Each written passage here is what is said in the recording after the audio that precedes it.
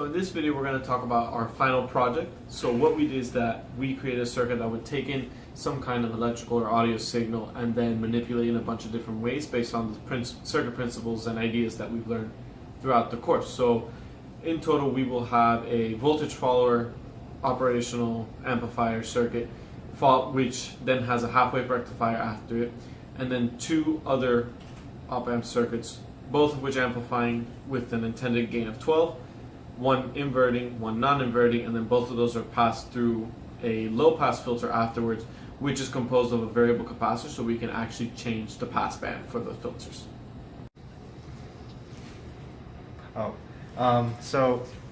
Over here we have the circuit that we built for our final project.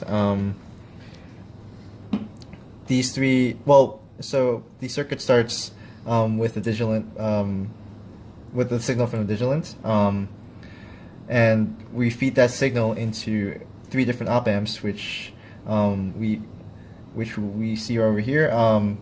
We actually color coded the op amps, so the purple wires indicate the inverting op amp. The blue ones indicate the path of non-inverting op amp, and this white one refers to the voltage follower. And I'll mainly be talking about the voltage follower and the half-wave rectifier.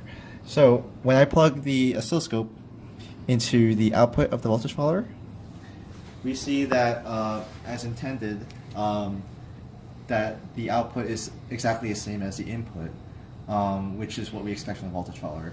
Now, if you look over here, when after this voltage follower, we actually feed the output into a diode, and when I plug the oscilloscope into the end of the diode, we see that that output from the voltage follower is being chopped pretty much, and we only have the I guess the positive part of the wave. And as you see, we also have this drop in voltage in in the amplitude, and that's because of that's because diodes in general have a threshold voltage of around 0.7 volts, and these should be in the same scaling.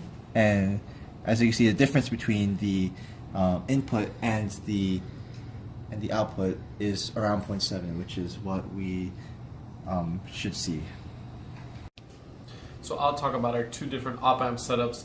Now, originally these op-amp setups, the inverting and non-inverting amps, were intended to have a gain of 12. However, since we're only supplying 5 volts plus or minus DC power to the op-amp, so the intended 15 volts plus or minus, we don't get the full intended gain, since the op-amp cannot provide more of a gain than is being fed by its own power supply.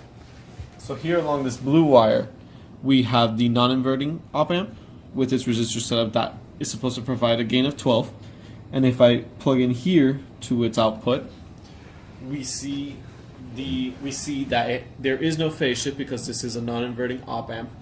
The chopped off parts of the square wave happen that turn our sine wave into what looks more like a square wave is because of this fact that we're supposed to get a gain of 12 but can only get about 5. So you'll see that it tops off around there, just under the 5 volts and just a little bit under -3 volts. So now if we switch over to this purple route here, we have the non-inverting, the inverting op-amp. And if we go back, we now see we get the same squarish looking wave because of the fact that we cannot provide the full gain, but we also see the phase shift that we intend to see for the inverting op-amp.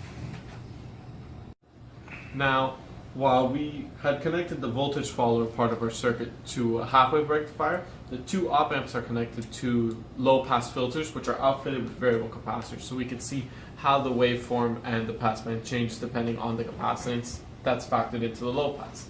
So here I've connected the digital oscilloscope to read one of the low-pass filters, and if we move over to the oscilloscope screen, we see how the wave is slightly altered because of the frequencies we're plugging into the capacitor, and the capacitor can't completely keep up with it.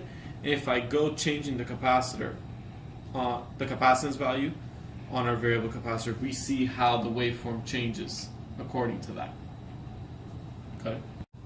So here we're now running a continuous network sweep so we can see how the passband changes depending on the value of the variable capacitor.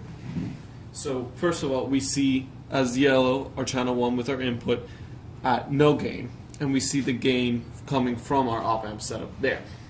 So now if I go changing the capacitor, you can see how the 3 dB cutoff frequency starts to change, and because the passband has changed due to the capacitor changing in value.